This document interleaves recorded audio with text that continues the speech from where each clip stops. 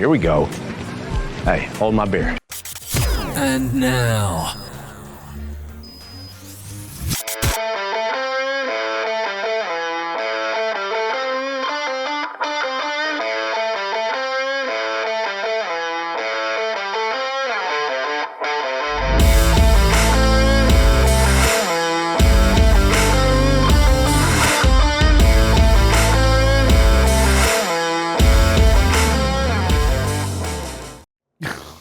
Might as well record everything and then. Might as well, right?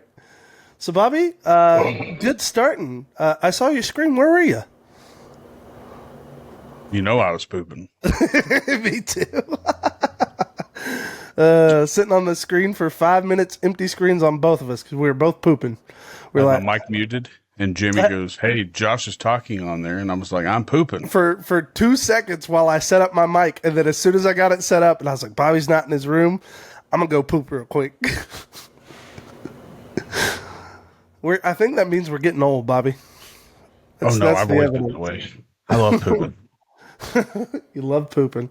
I don't know that I have as much passion for it as you do, but I certainly participate in it a lot, that's for sure. I get a lot done in the bathroom. Bro, after this gallbladder came out like 10 years ago, my poop schedule is way different. Like I used to poop 1, maybe twice a day. Now I'm like 6 to 8 times a day. Oof, that's a lot of TP. Yeah. Yeah, you're telling me, man. You might as well invest in it. You have a bidet, right? We used to. We haven't installed it here. Yeah, we left it at the house. Is that weird? Like you leave a bidet for somebody else to use? I don't know. I didn't think about it. I was just like, not taking it. So, I mean, it's not like it touches your thumb. No, but like you pee into the toilet, so piss gets on it, and then it could spray in the butt. You clean it, you weirdo. Like you don't clean your toilet. Right, I do, but I'm saying like that would be going through my mind. Like, ugh, I wonder like what's been on this. Why are you thinking about other people's pee? Especially if you have like one of those weird bowel movements where it sprays, it don't just blump. Oh yeah, those are rough. But that's what's so great about a bidet, man. It gets it all clean up there. I will say this: if y'all have pooping consistency whatsoever, you should invest in a bidet because it is magical. Like the way you get cleaner. That's all there is to it, man. I can say for a fact, having used a bidet and then now not using a bidet, I currently wish I had a bidet. It's that wonderful.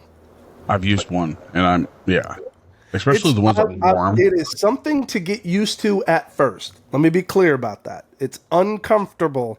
You have to get used to it. It's weird, but it's worth it. Is that a grape Canada Dry? No. Okay. Did you say Canada Dry? Canada Dry. Canada Dry. Yes, it's ginger ale. They did like a holiday batch. It's blackberry. Oof. There was a blackberry, cranberry, and regular. And so it's a blackberry ginger ale. I'm not a big ginger ale fan, but I like grape. So I've said it 100 times. Like grape soda is underrated. I do, I'll throw back a grape soda once in a while. I think you said it sounded old when I said, grape soda is underrated. In that car ride when you were back at Hugs, you remember that?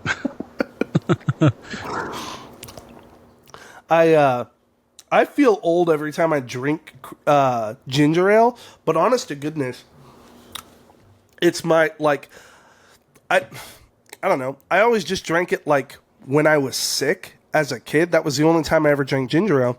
And then the first flight I flew on, they had ginger ale. And so I ordered it. And ginger ale is actually a pretty common thing for them to have on flights. And so as it turns out, every time I've flown in a plane, I just order ginger ale, and I've somehow it developed into me enjoying ginger ale on the regular. I don't drink it all the time, but when I do, I've never actually probably had a whole can of ginger ale.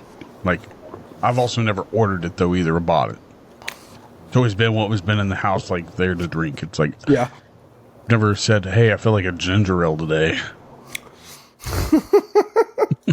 So yeah, that might be your age. Yeah. I mean, I still write in a calendar. I might be one of the very few of our group of friends that write in a physical calendar. Does Heather count? She's still writing in calendars all the time. It pisses I've me got off. a little Just mini put it on tiny your one. phone. No, I have a little mini tiny one, and I write everything in that, and then I put it in a big one for. I have it separated out for work and home. Well, more power to you, man. I ain't that. Just I've got a phone I can put it in there And once. yet you're and still late. Yeah, my sense of time is shot for crap, dude. Like that ain't an issue of my scheduling. That's an issue of I don't stay aware of what time it is. I was asleep until 4:40. I was taking a nap on the couch. We went to the beach for a couple of days today, which, man, woo! How's the weather there, Bobby? Because, man, it was 73 and sunny on the beach. It was nice. It's cold, and it snowed yesterday. It took me 2.5 hours. You tell me, 2 Bobby, hours. do I have a little bit of a tan? You see, there's the white side. Does that look any darker whatsoever? Yeah, you were probably reading or something because you're stuck on one side of your arm. Oh, man. Is that what it was? That's exactly what I was doing. I was reading. No, it takes 45 minutes to get from Hutch to Wichita or vice versa, and it took me 2 hours yesterday to get back. Oh, that's so rough, man. I'm glad you drove safe, though. Especially with I drove 30 miles an hour. Yeah. Well, after what happened with Angel, man, like that's all I've been thinking about with y'all down there. Is if y'all are traveling, I hope y'all are traveling safe. Yeah, that's wild. Which huge shout out to Angel, man. We love you. Praying for you deeply. Hope the recovery goes well. And your family, dude. Praying for your family because we know you're grieving. So yeah, wasn't it his brother-in-law that passed away? Yeah. It's wild. I know, man. It's heartbreaking. No, I was going 30. Like, listening to Joe Rogan talking on a podcast, going 30. Nothing better. Whoa. So Joe Rogan has a new interview out with a guy named Wes Huff. He's a theologian. Man, I was actually going to ask you about that. It was phenomenal. I was going to ask you about that. It was so good. That dude is, his website Wes is solid, so man. crazy. Wes is solid. And I love. He's a Canadian.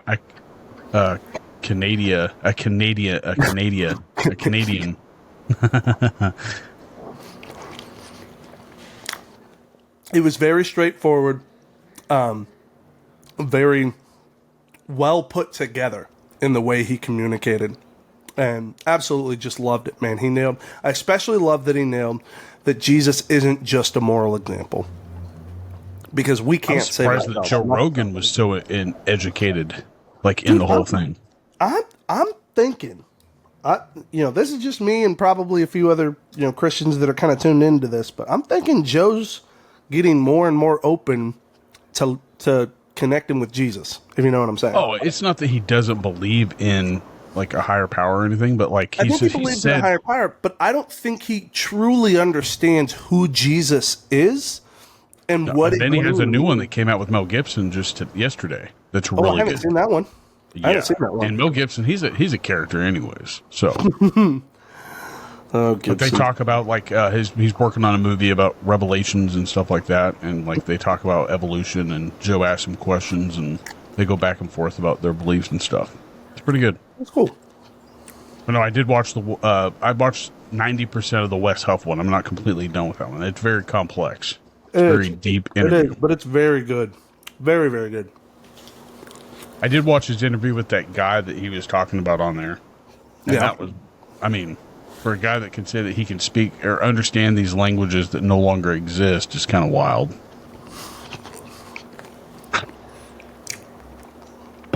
And I don't even know who that dude is. I didn't know who Wes Huff was until I saw him on Joe Rogan Experience. Truthfully, I didn't have a ton of experience with him. I'd seen him in a few other interviews, but I hadn't really done much research into him. But, yeah, that interview was fantastic. So yeah, it's just a very, like, if you're, that's more for something that if you're driving to listen to. Oh, for sure. Not For sure. It is I a don't think he complex could- conversation that you will want to chew on. So make sure you give it at least some of your attention. But Very it's smart. definitely Though. not- The dude is intelligent. Oh yeah, absolutely. Okay, and he's only 34 years old or something. And he's teaching like college course, like things on religion and theology. Mm-hmm. Wild. But he has a website. I went and looked at his website, and that is very, like, whoever put that together is one very well known into like setting up websites, but very patient in setting up complex information. Have you ever looked at his website? I haven't. Oh I my need to gosh. check it out. His infographics section is it's like a timeline. Like it's insane. Nice. It's like, jeez. That's cool. But no, yeah. We'll check it out. How you been over? I mean, we haven't talked since before Christmas. Yeah, man, it was a good time. BJ was here, so we had BJ for Kendra's birthday. So they all came down. We took them on an airboat tour and to see some gators. That was really cool. Okay. Well, you don't actually have to like be with the gators. You're just looking at them. So it's cool because you're safe. Airboat tour. The airboat tour is really cool because, man, riding on one of those things is a trip. It's a really cool feeling. Imagine like a speedboat, but high up. Yeah, I would say, man, imagine frictionless drifting if you can. Like you've like a drifted jet ski? in the snow or something like that. Like a jet ski? Yeah, but a jet ski can't do it like a airboat can, man. I'm telling you, at 40 miles an hour, they can turn this thing on a dime and lose no control, and it just glides. Like it's incredible. The way these things can move is just, it's exhilarating to be in. So I've done it 3 times now. Does it cost a lot to go on? It's about $50 a person. So when you come visit, we'll take you. I don't know, man. Oh, it's a blast. I'm telling you, it's worth it. It's absolutely worth it. I lose my stomach going over railroad tracks, bro. Well, that's what's so cool about this. It doesn't pull G's like you would imagine. Like you feel it, but it's more so like the way these things operate. They pull the tension. I don't know. I can't describe it. Physics wise, it's a really cool feeling. Well, the G's are probably behind you rather than in front of you. Yeah, they're certainly not internal. You're not feeling the pull as you slide around at 40 miles an hour. It's just Probably like ice glide, and you just kind of, you almost feel like you're in a weightless zero turn, and you just kind of go, and you're like, Oh, like an inner tube and a slide or whatever. yeah, maybe, but again, even there, you're feeling the G's of swinging around. In this boat, you don't. Like it whips around, and you just kind of like, it just, like you dip down, like if you're on the inside of the turn, you dip down, and you can basically go sideways in that thing and feel nothing. It's so amazing. Yeah, the only thing that has me scared away is the gators part of it. Well, the cool thing is they're all friends with him. They call him out there. Our last tour guide swore he was a gator whisperer, and he actually got the thing to come close to us. Here, let me show you. You can see how big this big boy was. And you were cool with that? Well, they didn't like get... Okay, so the closest we ever had one was probably 2 feet away, and that was the first time that Heather and I came, and that was a little sketch, because that one seemed like... Because we were stopped, and he was right, 2 feet and just to the left of Heather's foot, and like her foot's down on the bottom of the boat. So if he wanted to, he could have came up and latched onto her leg. That's my problem. So, so that one I was like, scoot your leg back, babe. Scoot your leg back. But like the other drivers never got us that close to any of them. But as you can see, there's some big ones in that water. Look at that thing. They're all big. I don't care how big it is. It's all big. There's some tiny ones too. I will tell you, man, like driving around here on a warm day at like 1 or 2 o'clock, you can find so freaking many of them. It's insane. I believe you. I mean, it's Florida. It's all over the place. You should have to have a passport to go to Florida. Hey, why don't you come down? We can hunt some pythons. Yeah, I'm good. I'm not skipping that trip. You can make money, dude. I You know. can make money doing it. You could also make money bounty hunting, and I don't do that. Oh man. So yeah, no, it was a good time. Had a lot of fun. Still, man, we're still dealing with nonsense with the food truck. Oh, yeah? We went up last week. They said that it was all done, ready to go. Paid them $6,000 and took the truck, made it 20 miles before it broke down. From the same issue? No, I don't know that it was the same issue. I called last I talked to them. They said that they believe a couple of belts had broke, and that's what caused it to overheat. So they ran. They're back working on it. They had a bunch of people sick out this week, so they say. So they weren't able to get to it. So it's still sitting and getting worked on. So is this a total different job now? What's up? Is this going to be a total different job or process for them to you're going to have to pay more? I don't know. I've still got to talk to them, like what still needs to be done to it, because I don't know if it did any damage or if they just simply didn't. I don't know. I don't have a good answer. Jeez. But, yeah, we're just kind of working on it and, doing what we can do. Well, the last time we had an episode scheduled, you had told me that you developed more kidney stones. Is that still Yes. Okay. Gosh. So right before Christmas, before BJ got here, all of a sudden, man, and okay, so I was sick for like 4 days and not doing anything. Like I felt like crap. And then I got to feeling a little better, and we went out and did this murder mystery train. That was Heather's Christmas present. So we went and did that, and I drank like 3 glasses of water while we were there. And then I wasn't sick anymore. And so Saturday and Sunday, well, Saturday I was just back to normal drinking, and here's the problem. Down here, at first, I was drinking just like sodas and stuff like that, not worrying about it. But what I'm pretty certain happened is because I was sick and then really didn't drink anything for while I was sick, other than just base, like a cup of tea or something to try to get to feeling better. And then not drinking good amounts of water afterwards. So Sunday, I was sick like all week. Friday finally started feeling a little better, went on the train ride. And what was interesting is the train ride, my back was hurting and I couldn't figure out why. Well, Saturday goes and I don't think anything about it. Well, Sunday, I get up, we go to church, we're doing everything, and about halfway through the day, I realized, man, I haven't peed all day. Which, that's weird. That's really weird. And I go to the bathroom to try to pee, and nothing. Which, for me, is a telltale sign that I've got a kidney stone. And so, just from there, it immediately, the back pain started picking up, and it was probably within a couple of hours that, probably by 2 or 3 on Sunday, I was aching.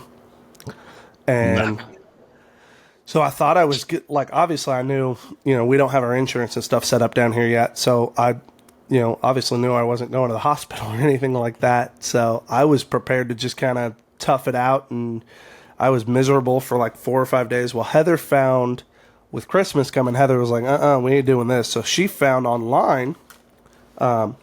Remedies? Remedies? Not remedies. She found a medicine online called Stonebreaker. It's just over the pill or over the counter type thing. But it's had 44,000 reviews, north of 4 stars on Amazon, and it's called Stonebreaker, and it's a combination of vitamins and. They missed out on an opportunity with that naming. Well, what would you have called it? Stone Stunner. Stone Stunner. Well, I can say this much. I took it for a week. I started Christmas Eve, I think is when I started taking it. And by New Year's Eve, a week later, I was no longer in pain anymore. I'm sure I peed out the stone, but I never felt it. See, I got medication when I had mine. Because it's supposed to shrink them. And I was like, bruh. And I had 8 of them that I had to pass. Well, this Stonebreaker stuff, I don't know if it shrinks them or dissolves them or what it does, but it was effective. So, anybody out there with kidney stones, I highly recommend you try Stonebreakers. Stonebreakers. Like you could like even think of a commercial for that, like glass shattering.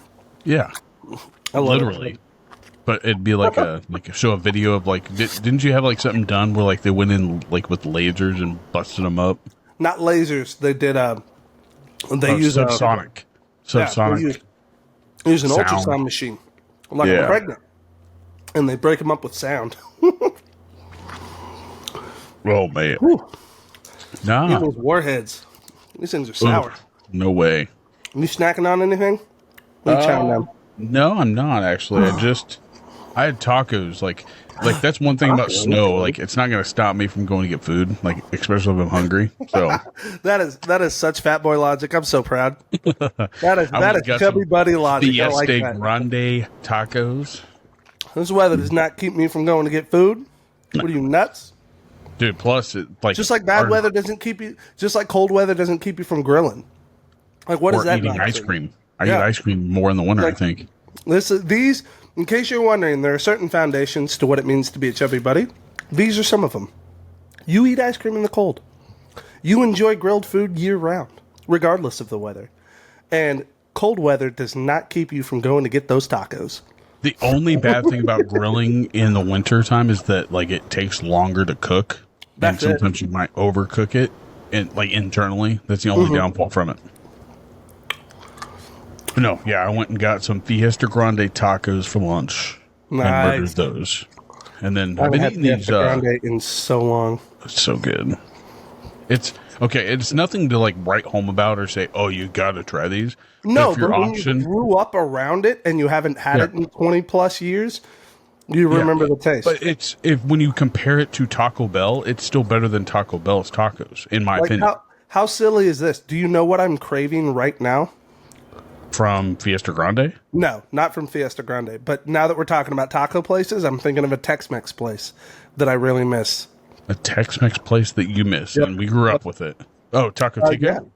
No, Taco Tico. Good call, bro. But no, it's more on the Taco Bell side. Not as big, but it's on the top. See, I think Taco Bell. Like, I went and tried that thing that you told me about. Heather got getting. Trash. Oh, the Mexi Melt. Ugh, that's Heather. It's just a hot, melted, freaking soft taco. You're right. Instead of lettuce, just pico. Give me lettuce. It was the most. Heather's fanatic about it. No, I all of a sudden am craving Taco John's potato olays. Ooh, potato olays. Oh yeah. I haven't had potato olays in forever. Their tacos are also a little underrated, I think. Like, they have better tasting meat than Taco Bell. Yeah. Yeah. The only thing Taco Bell outbeats them in is Baja Blast. That's it. Baja Blast and Livewire Orange are probably, outside of Code Red, which is the original expansion, those are probably my two favorite Mountain Dew expansions. Livewire is still my favorite. Livewire was so good. And still is. Baja Blast, I will legitimately decide whether I'm going, like, what determines whether I'm going to Taco Bell is if I'm craving a Baja Blast. It's usually not the food. It's almost always, I want a Baja. Have you had KFC's version of their Mountain Dew? It's like orange I have. Or yellow or something? It's not bad. It's not too sweet like I thought it was going to be, but I've had Applebee's version, and it's garbage. I haven't had Applebee's version. Yeah, I think it's like a purple punch type, passion punch Mountain Dew or something. KFC's was pretty cool. I do think that's brilliant, by the way, to design a specific type of Mountain Dew for each business that they own. Yeah, and only so far I think KFC and Applebee's have a separate one than what Taco Bell's went global. Well, like, Baja was a hit, man. And them making it exclusive to Taco Bell definitely helped Taco Bell. And now they sell it year round here in Kansas anyway. So yeah, it was only exclusive for like the first 10 or 15 years or whatever, but then no, that's I would say less. I would say 5 years it was exclusive at Taco Bell, and then every year they would drop Mountain Dew, like in the summertime, Baja Blast. Yeah. And then now it's I remember just the sold in first time they were 24 packs. dropping like the cans and the bottles. It was like, what? Yeah, You finally now it's get it in not 24 packs. You can get that. You can't even get. I don't think you can get. Shoot, Code you remember Red. Livewire used to only be available during the summer. No, I remember it always being year-round. when it first came out, it was a summer-only Mountain Dew. They only brought it out during the summer for like the first 2 years. But you can't find Livewire in cans at Walmart. Oh, I haven't seen Livewire in anything other than the occasional bottle once in a while, but... Yeah, they sell it at Quick Shop here in town and Quick Trip really? and all that. Yeah. Nice. Yeah. You just can't buy it in a 12-pack like you used to be able to. Tragic. Yeah, so... Give me Livewire. But no, I haven't been snacking on anything, but I did just buy some shellless pistachios with sweet cinnamon on them. They were freaking amazing. Okay. I was like, man, like, I'm glad, like, I'm pretty sure they're probably a Christmas special one. Do you know what the name of them were? Yeah, they were just wonderful pistachios with shells. Wonderful. Yeah, they were wonderful with just sweet cinnamon. It's in like a tan package instead of like your black and standard green. Nice. So what did you and BJ do besides going, like narrow your lives a little bit? Well, I tried to go and take him to my favorite steak place called Seed to Table, except we went on a Sunday when it was extremely busy. No, they're busy. It took us probably 45 minutes to just even get a table for ourselves.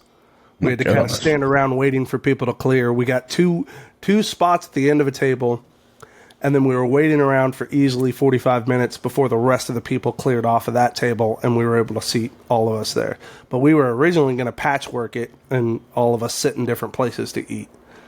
It was frustrating.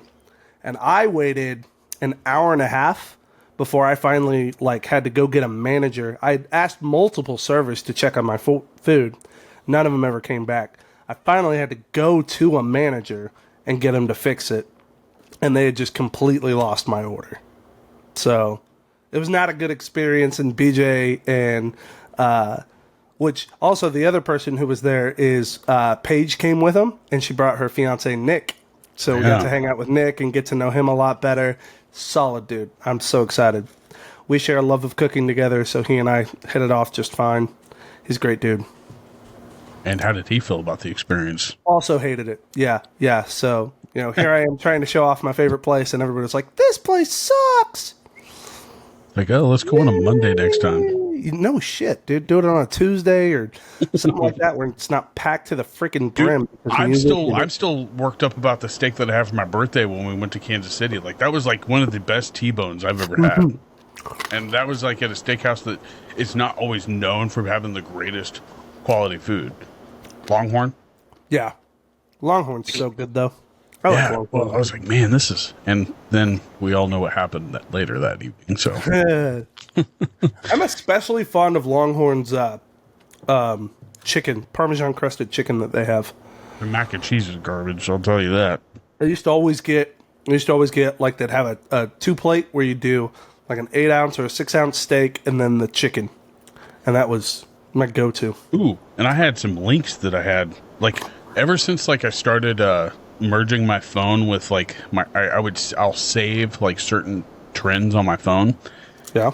Like, when I started watching Mad Men, again, I'm rewatching Mad Men. Okay. I'm getting a whole bunch of, like, articles on my, like, Bing and Google and all that about, like, stuff boomers grew up with. What? Like 20 cheap foods boomers grew up with that Gen Z won't even try. That's the article. I'm intrigued. Right. And like, so I've been saving these. I'm like, man, liver and onions. Ugh. Oh, gross. No thanks.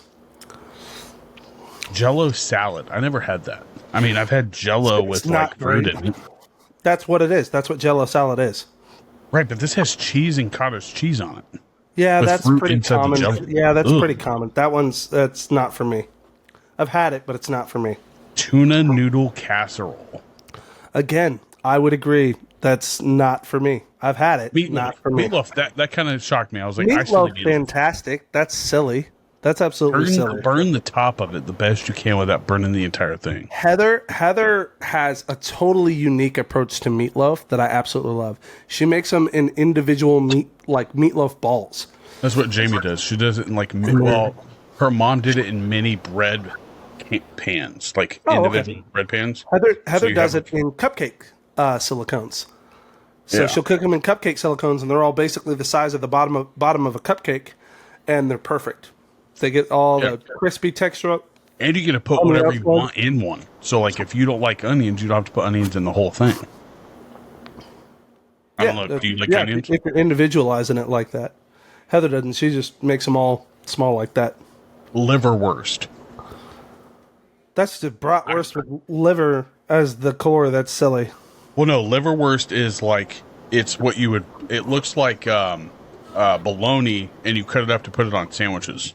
Yeah, it's processed liver. That's all it is. It's processed liver. I don't know if you've ever heard of this, but I haven't. It's called aspic. Fancy and savory molded dish made with suspended vegetables, meat, or seafood in a gluten mold. Ew. This needs to say 20 things that the world has left behind because it tasted terribly. Except for I think this is like Great Depression type food. Like I'm wondering. Cream sounds corn. like stuff. Sounds like stuff that like not mom would have ate, but grandma would have ate through the Depression era. Yeah, your grandma. Like your grandma's different than my grandma because my grandma. No, yeah, my grandma who was significantly older, who was a golden generation or whatever they're called. I had to explain that story also during Christmas, by the way, to my grandmother about how. Oh, yeah, that is not fun. What story? Tell. The Simmons Miller tree line. Oh, you were trying to explain how my brother.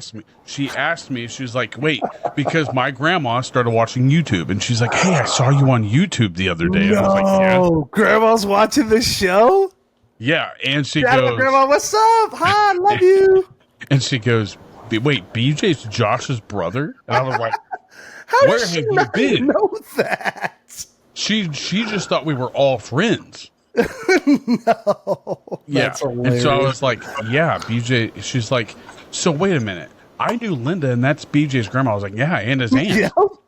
And she's like, filled with imitations, there's one name that stands out above all the rest. Rage Beef Jerky, a small batch jerky company that sets the standard for what it means to be 100% grade A quality beef. Rage Beef Jerky is the self-proclaimed world's best beef jerky. But just because it's self-proclaimed doesn't mean it's not true. Rage Beef Jerky is made right here in the USA. It can be found in 5 states across 400 plus locations ranging from Kansas, Nebraska, Oklahoma, Missouri, and Arkansas. But if you're not near those states, all you've got to do is visit www.ragebeefjerky.com, and you could choose from any of the 6 flavors that they got of jerky or beef sticks. They got both now. They're really good. The flavors are original, teriyaki, hot, cracked pepper, sweet, and spicy, or you can go with my all-time favorite, which is bacon jalapeno. Chef's kiss. Rage Beef Jerky has given our listeners the opportunity to save 15% off their order. At checkout, use promo code CHUBBY, that's CHUBBY, and save 15% off your order. Don't let your taste buds suffer through any more mystery meat products. Visit www.ragebeefjerky.com and let your taste buds rage. Get your jerky on. And she's like, what? Because that's my mom's sister. And so explaining that to somebody like my grandmother is very difficult. It's like, because my grandma and your mom are roughly the same age. Yep. Well, no, I take that back. My grandma's 73. Your mom isn't even 70 yet. No, not quite. She's 64. 64? Okay. Mm-hmm. So, yeah, explaining that to my grandmother was a trip. But Linda would be would be the same age as your grandma. Which is my still a boomer. Linda was the same age as your grandma Linda. And your mom's not a boomer, is she? She's yeah, not mom's a boomer. How? I thought you had to be 6, 8 or older. right now. No, in the boomer era ends in like the mid to late 60s. So she and my dad are last generation boomers. Oh, because I didn't think my mom was considered a boomer. She's considered Gen something else. What? She was born in 67. She's Gen X, yeah. But my mom and dad are born 60 and 61. So that's what I'm saying. The cutoff is more like 64, 65. So your mom's an early Gen Xer. My parents are late boomers. Either way. But creamed corn is on this list. And I don't like creamed corn anyways. Bro, as a kid, honest to goodness, creamed corn was probably the only way I was willing to eat corn. Oh, I love corn. I don't know why, but creamed corn tasted a little better to me than just regular corn or that hominy crap. Probably because the way the flavor was. And Maybe. But some people like think creamed corn, like a buddy of mine was from Oklahoma. His mom, he claimed it was creamed corn. It was just runny corn that she didn't drain out of the can. I was like, corn? I was like, I don't think that's creamed this is corn. wet corn. This is not creamy. This is wet. So it was like, it was flavorful because she added a ton of butter to it. Nice. But like, it wasn't creamed. So it was just sopping buttered corn. It just wasn't drained out of the can. Gotcha. Sopping wet buttered corn. Which this is one that kind of... That's how your corn should be. Sopping wet with butter. Yeah. Here's one that I thought you might be like, what? Velveeta shells and cheese is a boomer food. I am not a Velveeta guy. I'm a Kraft guy. Heather is diehard Velveeta shells and cheese. She loves it. I think it all tastes the same, to be honest. I don't. I think Velveeta tastes processed as all get out. Not that Kraft doesn't, but Velveeta to me... I'm not one for Kraft macaroni and cheese at all. Like, bro, I do like the Easy Mac. The Easy Mac is good. Ugh, I don't care. It's good. I'll take it. Traditional blue box. I can make it so good. You'll love it. But I will say, man, Nick over Christmas made like, he's a chef, and like he made like gourmet mac and cheese. Like he made holidays. So Nick is Paige's... Nick is Paige's fiance. And he's a chef? He's a chef. A trained chef. He's not like actively, at least I don't think. So he's the peon chef. He's not the lead chef. He's not a lead chef anywhere, but he is trained at culinary school and is a chef. So, but he made a 7 cheese mac and cheese. I like baked mac and cheese. That's my favorite. Bro, it was phenomenal. He layers it, has it's so good. The top, he used a bourbon Gouda, and it just I know, but it was just enough flavor. The whole thing, it smacked. It was so good. I'm not a big Gouda good mac and cheese. Fluffernutter. I never had these. That's peanut butter and marshmallow, right? Yeah, I've never had that though. Nah, me neither. Cottage cheese, that's not a boomer food. That's just what old people eat. All right? No. Cottage cheese is a perfectly reasonable side for... We regularly have cottage cheese when we're having... I don't mind cottage cheese. I'm just saying, like, I can't put that to a generation of foods. Yeah, that ain't no generation thing. That's a standard side, baby. During the boomers, but... Yeah. Liver pate. Why are we throwing liver? Like, liver's been on here 3 or 4 times. It's gross. Here's one that kind of shocked me, bro. We don't need liver. Deviled eggs. Deviled eggs? How dare they? Dude, there's a restaurant in Wichita, or no, it's in Omaha, Nebraska, that they make nothing but all these different kinds of deviled eggs, dude, and I would so try them. Who has the nerve to say deviled eggs are out? I eat at least 6 of those things every holiday. And I know I'm on the low end. I'm not like passionate about it. My wife, I think, puts away 12 on her own. Look at this restaurant's order of types of deviled eggs. What in the world?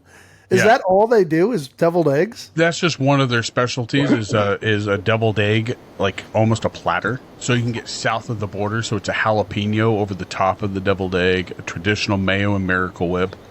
backyard barbecue deviled egg. So it's a pickle with barbecue sauce on it. And it looks like brisket underneath, too. Man, Crab ragoon. I feel like these are creative ideas, but when I go biting into that egg, I'm going to be like, what the? Walking taco. Ballpark. They've got a freaking ballpark and it's got a hot dog on it. What? This is Chicken wild. sea- Like you need to call those devilish eggs, not deviled eggs. Smoked 'cause salmon. You're doing something there. Ooh, cheeseburger. Ugh. Not on a deviled egg. What are you doing? Buffalo chicken ranch. Smoked salmon Cali roll. So it's a California roll. So it has a cucumber on it. It looks like. Weird. But anyway, back to this article here. So More Boomer power to Foods. them. Green bean casserole. I call crap to that because I love green bean casserole. I mean, maybe not in your everyday, but green bean casserole is still getting busted out at least for Thanksgiving. Yeah, but this is like something that was eaten on a regular, traditional like meal. Sometimes almost like, yeah. Yeah, that's what I'm saying. Like maybe green bean casserole isn't made like as a side for Tuesday night anymore. We have like But mashed we're still at potatoes least probably eating- nowadays.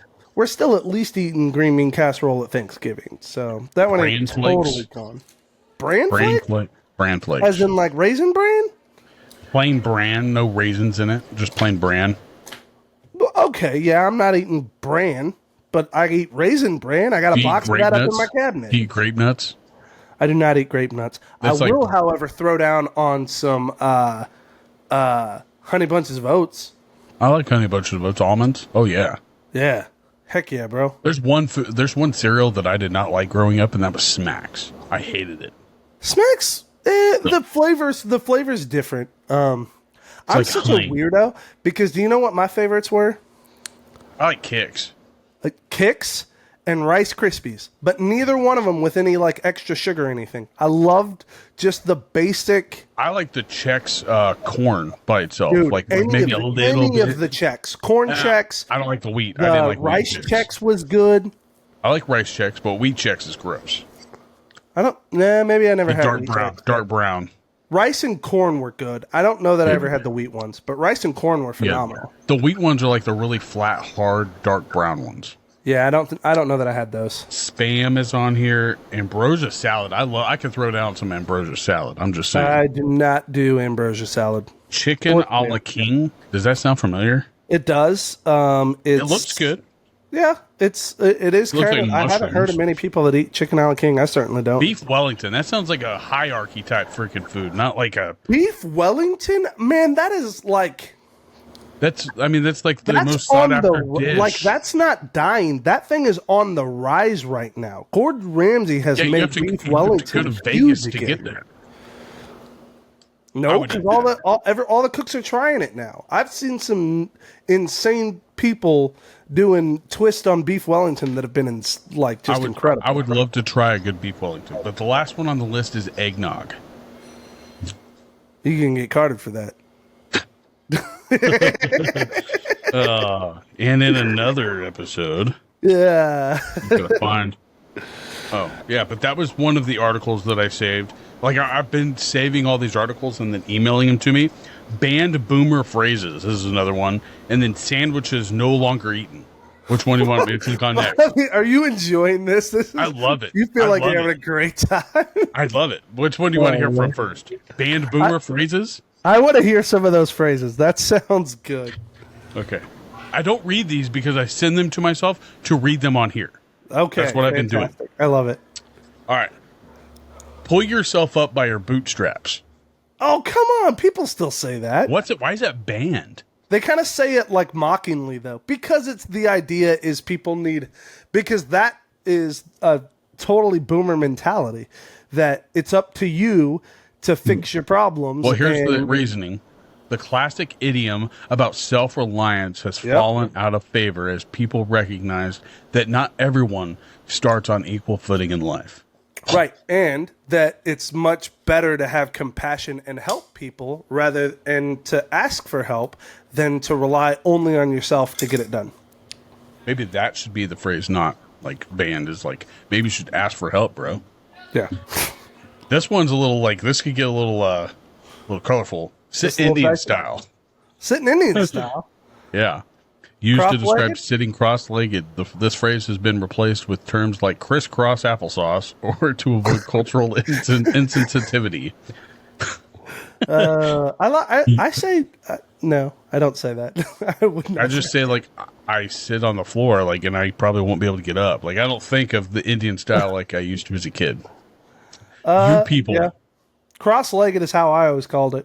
yeah, cross-legged. I think Yeah. I've caught myself saying crisscross applesauce like a couple times, but Oh, not I like, say just to it be now funny. because of Heather. She's a children's pastor and ran a daycare, so she always said crisscross applesauce. It's so dang annoying. You people. You people?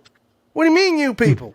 Huh? Yeah. While it might sound innocuous in some context, this phrase often carried undertones of separation or judgment, making it Often? a Hang on. Often carried? No. About all the time.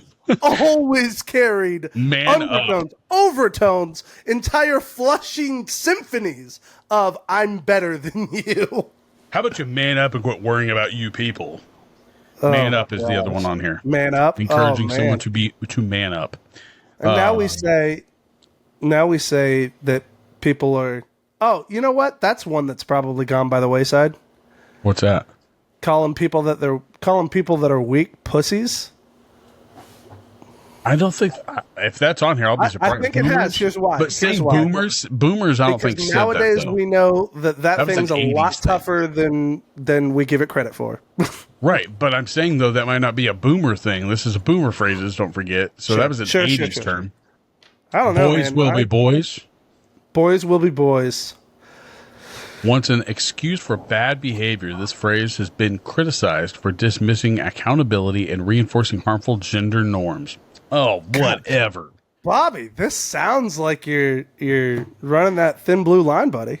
No, not thin Cry blue me a line. river. Literally, Cry me a like that's how this like that should be the theme I of all. think Justin Cry Me a River. Timberlake would disagree that thing is aged out. Yeah, that's a song. What are you Thank blind? you, Bobby. That's so helpful. Yeah, that's a song. What are you blind? That's a phrase. What are you blind? You off my That's a good lawn. point. That's a good point. We have kind of shied away from using like disabilities and things like that to describe people's. It's like, what are you blind? And she walks out with a walking stick. Oh, my bad. Oh, you are blind. I was watching a video of this woman who portrayed to be blind, or no, they didn't know she was blind, but it was like a social experiment where she was eating an ice cream cone, staring at people, which is very, it's very I don't know what the word is, intimate. Watching somebody eat an ice cream cone, right? Sure. And then all of a sudden, like these dudes are like looking at her, like, "What's up, girl?" Checking and then her out. all of a sudden, she gets up with a walking stick, like, "Oh, what the hell? That's brilliant. What are you, blind?" Oh, that's great. Long time no see. Though many still use this phrase innocently, its origins as a mockery of non-native English speakers have made it problematic for some. Huh? Long time no see. I don't know. I never caught any intonation in that whatsoever. I always thought it was just like, hey, long time no see. Good to see you. Yeah, I think maybe if you say it like weirdly, long time no see, like that might raise some red flags. I guess, but I've never even thought of it like that. Rule of so thumb. weird. Yeah. If you've seen Boondock Saints, then you know why that phrase is no longer used. Yeah, ass. Fuck. Oh shit. Don't be a great. girl. So this be is a probably the boomers' version of "don't be a pussy." Probably. Yep, probably. Dismissing someone as a weak or overly emotional with the phrase has become taboo So as probably society when moves away. boomers don't be a girl, then Gen Xers changed it don't be a pussy, and then Yeah. it's faded off. And then you get gypped. Yeah. Gypped is definitely.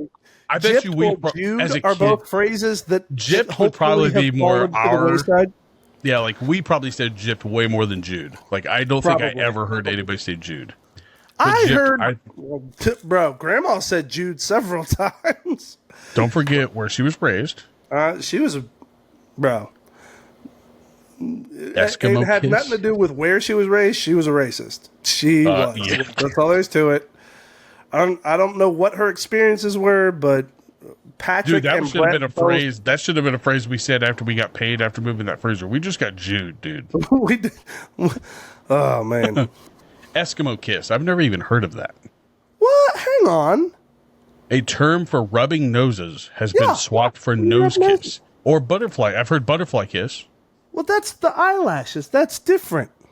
No, butterfly kiss is rubbing your noses together. No, it isn't. No, it isn't. I've never heard of it. Eyelashes. It's your eyelashes on the cheek. I promise you. Look it up. Okay. That's butterfly Or bunny kisses. kiss. The Or Eskimo other nose is neutral there. alternatives respecting the Inuit people and their culture. Oh my gosh. I mean, I get it. It's Eskimo slightly kisses. offensive. I don't think I've ever heard them call them Eskimo kisses. Though. But isn't like, hang on, and I'm probably showing my unintelligence here, but is that not a cultural thing that they do? I thought it was. I don't know. That the Inuit do. I don't know. Let's Google it. Maybe not. Maybe it was just implied Do because the Eskimos idea give is. Eskimo kisses? I mean, it totally makes sense. Do Eskimos? Yes, Eskimo kisses are a real thing, and they are called Canuck. Canuck? Is it Canuck? In Inuit culture, it's a gesture of affection that involves pressing or rubbing the tip of one's nose against another person's face. So the idea is it's offensive because we're saying Eskimo? Because we're not Eskimo? I guess.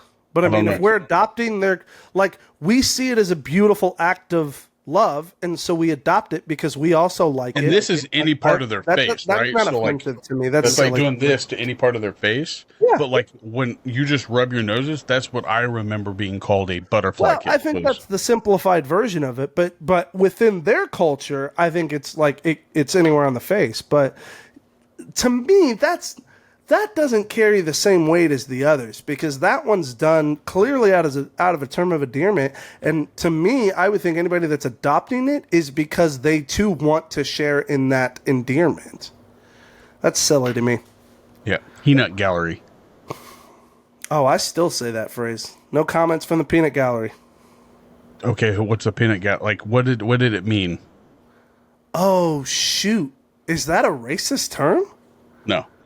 What is it? Well, then? actually, I assumed it was like in reference to poor people. Here you go. Originally a term for cheap theater seats. This Okay, phrase yeah. has The cheap ties seat. to segregated The stuff audience way up in the and is top. often replaced with the phrase like backseat commentary. Yeah.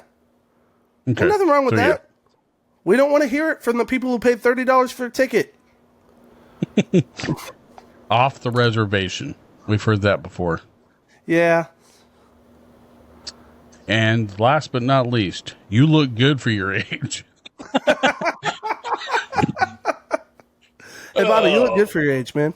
I know I do. I'm only 37 years young. Hey.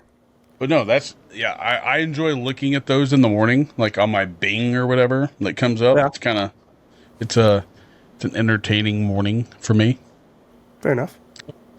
Well, what about I guess we can talk about HCW since I forgot last time to bring it up. Oh, yeah. Let's talk Nothing's about happened lately since then. it. Yeah. They've been out of commission at least until January 25th, which is going to be their New Year's Mayhem. Ooh, that'll be fun. In January 25th. But no, Is Chance defending his title? I think, yeah, he's been defending his title every show that he wrestles. Let's go. Look at that workhorse. And we haven't recorded an episode of Bumpy Chops since our last episode, which was with, who was that with? Oh, it was, crap. Not Chance, but his twin brother. It's right here. Logan freaking Knight. I am so sorry, buddy.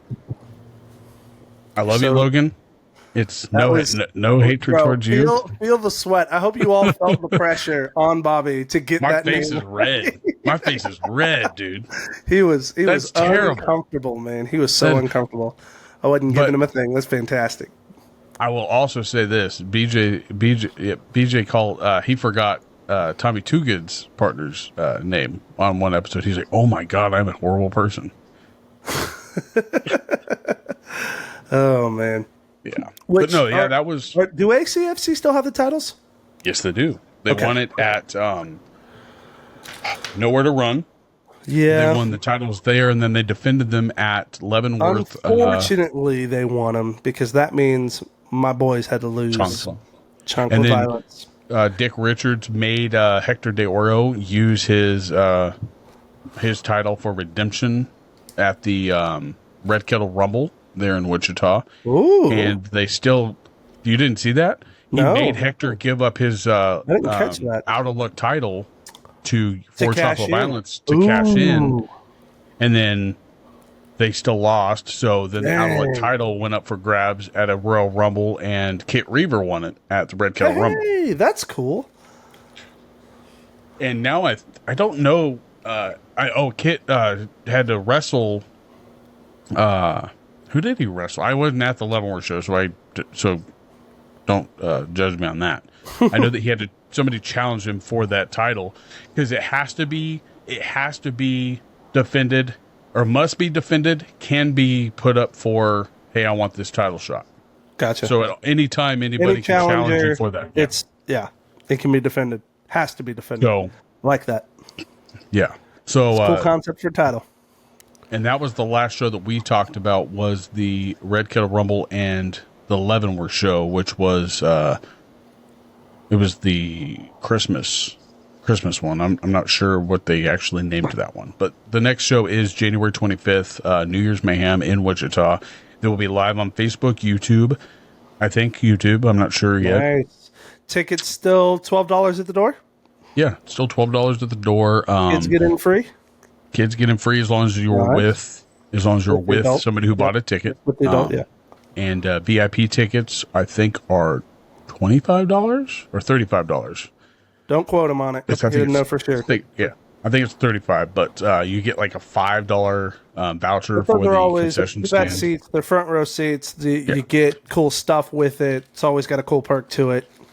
Yeah, you get an autographed poster from one of the wrestlers or somebody, and then you obviously get a $5 voucher to use at the concessions, and plus you get a great seat in the house. So yes, don't miss that. They get interactive. It's cool. Oh yeah, I feel like when you have those seats, you can never quite tell if a wrestler's about to get tossed into your area or not. Right, and if Kit Reaver's on the card, it's almost a guarantee that he's going to run on your table, like right there in front of you. So, absolutely, absolutely. But yeah, but no, I think that's it for HCW. Our next episode will air not this coming Monday, but the next, and I think we have Remington Roar will be on. So that'll be fun. Getting Remington on, that'll be a good time. Yeah. And then he's going to let me know about we're going to actually record 2 weeks in a row to catch back up with where we need to be. Cool. Because he was down there in Florida seeing you, and then we had that ice storm that came through last Saturday. So I was like, hey, we're going to cancel this, right? Because I don't think you should be driving. So, but yeah, that's Heartland Championship Wrestling. Make sure you follow him on all the socials at HCW Live 23, and then also follow him on Facebook and YouTube to watch their live shows. Oh man, it's a blast. Oh, but sports, baby. Let's talk about that Notre Dame game, bro. Oh man, how you feeling about that? We're going to the national championship to get blown out by 34 points again. I'm all right with that. I was just getting ready to ask, do you genuinely see y'all winning this game? We'll find out tomorrow. Tomorrow is when the big game, who we find out. We're either going to play Texas, who I would be... I don't know. I felt pretty comfortable out of those two opponents, to be honest. Yeah? We beat the shit out of Georgia. So, I'm all right with it. Well, there you go. I'm intrigued to see how it goes. I've got a few friends that are Notre Dame fans, and they're all hyped about this, but I've also seen Notre Dame do a lot of these peaks and crumbles over the past but the last time we were in the national championship, we were undefeated and got blown out by 34 points against Alabama. Yeah, that was bad. But we also, I don't know, I think we had a pretty good route this year to get to the national championship rather than just win all of our games. And I mean, we had to win 2 bowl games essentially, like without them being bowl games. Yeah. So, I mean, they were bowl games, but they're playoffs.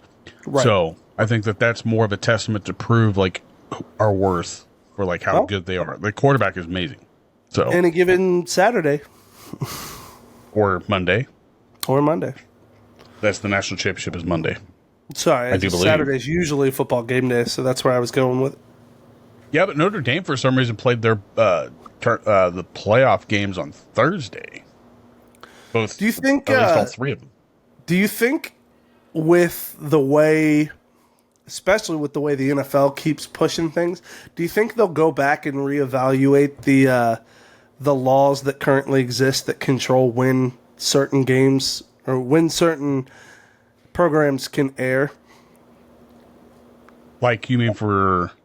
Well, so like there's the broadcasting rules that prevent the NFL from airing on Fridays and Saturdays before, I think it's like Black Friday or something like that.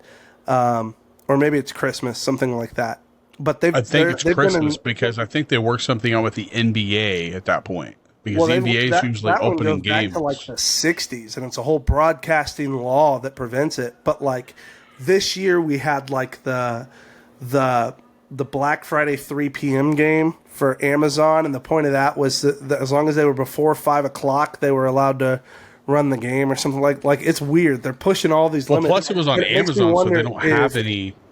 They don't have any argument with that because it's not a channel that college football or any other sporting event is on. Right. Well, it makes me wonder if that eventually gets reevaluated within the next 10 or 15 years, and we find a more simplified version of it. Because right now, I really don't think that it matters. If you're a fan of football, you're going to watch it. If you're not, then you're not going to watch whatever. But that's what I'm saying. I'm wondering if in an attempt to give them more leverage or give them more opportunity, if they wouldn't lobby to make that happen, to have that law be... It could be possible, but I think now that the NBA is moving away from TNT, that could be a problem. The NBA, I think, is that Christmas thing because their opening game is usually Christmas Day. The NBA needs to move to the beginning of the year. They don't get enough attention until the NFL is over. If they really want to be effective, they need to move past it. Their most watched game didn't even surpass NFL's least watched game. Like, it's silly to me that they try that it's still trying. It's not even competitive anymore. It's not. And until you get somebody like Jordan back where it was, like, you're not going to have that. Like, that's the only time. I think a lot of people felt like Curry was doing something for the game, but at the end of the day, to me, it's so much about personalities that it doesn't feel like basketball. It's not even that. Here's my point. It doesn't feel like at times, most of the time, that basketball is about actual basketball. Yeah, but rather about the players and the drama of it all. Yeah, and what they're capable of. So, like, I don't really want to see somebody who can dunk the ball like off the back of the backboard and bounce it to themselves. Like, that's not amusing to me. I mean, I like the slam dunk competition. That's a lot of fun. And that's why you watch the slam dunk competition, not NBA. Yep. You don't watch the NBA games. Exactly. I'll watch the slam dunk competition, but I ain't trying to watch the whole game. I think another thing is that they've taken the rules of professional basketball and they've dumbed them down for somebody who they should dumb it down for, like the little kids. Like the rules don't apply to the pros. It's now like a circus act almost is what it seems like. And that's what I don't like about it. How are rules more strict in high school than they are in the NBA? This shouldn't be that way. That's a good question. But with the NBA or NFL, hey, your Chiefs have done it once again. They are actually they've done it for the second time to be the number 1 seed. The last time they were the number 1 seed, didn't they lose the Super Bowl? They did. They did. That's the only thing. However, I got nothing. Well, I will say this. I would rather have a team like the Chiefs have close games because it just shows that like they know how to get the job done. Exactly. Not blow the teams out. Like, I don't want to watch a blowout every week. I'd rather watch a close game. I don't know, man. My heart struggled a little bit. It was fun and exciting, but some of those games were just But they were also still trying to connect with each other mentally. Like they hadn't worked. Like how many of those wide receivers did Patrick Mahomes know personally very well? Not many. And truthfully, that was my concern coming into the season. Was I just didn't think that they had nearly enough time to actually build a rapport together. I just think it's awesome. Hollywood Brown is back in the lineup. Like, yep, Hollywood Brown being back. But man, I will tell you, nothing was cooler than our signing of D-Hop this year. Like that. I would say that was the smartest signing of 2024. That was such a high for me because I was on the train to get D-Hop before he went to Tennessee. I was so hyped about that and really wanted us to get D-Hop. And then it was like nothing. But Veach, the freaking brilliant man that he is, instead of taking D-Hop at that big deal before the Titans, he instead lets him go to the Titans for a year, sees that the Titans is a total train wreck, and then we get to take him for way cheaper of a price. And they'll probably re-sign him too. Exactly. So now the question is, are they going to be able to sign such a brilliant move by all Veach. his wide receivers that they have is crazy. Yeah. His willingness to be patient is one of Veach's greatest assets. Like he is such a great GM. Did he come from the Browns or did the old GM go to the Browns? Is that what it was? Old GM went to the Browns. Dorsey. Okay. Right. The one that signed Patrick Mahomes. Yes. Which props to him because he's the reason we got our quarterback. But Veach, man, since Veach has been here, that's what's built our powerhouse of a team. And I don't know that I want to give full credit to Dorsey on the pick for Patrick because I think Andy was at the helm of that. I think Andy knew what kind of quarterback he wanted, and they were well aware of what Patrick was capable of. Nobody else was. Oh man, how in the world did they let that man fall to 10? I just don't understand. Did he fall to 10, or did the Chiefs know where he was going to fall to and get put in the right position? Well, I think, the Chiefs, the Chiefs moved up for it. They definitely knew, because whoever was at 11, I'm trying to remember who it was, but they were pretty certain that team was going to go for Patrick. That's why they moved up to 10. Wasn't it the 49ers? It might have been. It might have been the 49ers. Because that same year, didn't the 49ers pick up the Dippy from... Was that Trey Lance's pickup? I think so. It might have been. Might not have been. Let me look it up. I don't remember who... Either way, the Chiefs won that draft. Absolutely. I mean, the other downfall is that I think where we're at now with coaches and where they stand with their teams as of now, I think McCarthy's staying with the Cowboys since he got denied to speak with the Bears.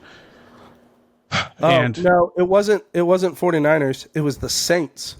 Oh, the Saints. Okay. Yeah. But remember, the Bears took Trubisky that year. At number 2. Weird. I didn't realize that was a smart move, though. That was the year that the Panthers took Christian McCaffrey. Yeah, because he was the number 2 overall pick, wasn't he? Nope, number 8. Oh, 8. Oh, yeah. Dang. He wasn't even the first running back taken overall. Leonard Fournette went above him. Yeah, he went to the Jaguars? Yep. Leonard Fournette went to the Jaguars. Another one of those beasts. Then he went to Tampa Bay at the end of his career. I don't know where he's at now. He's probably gone. Yeah.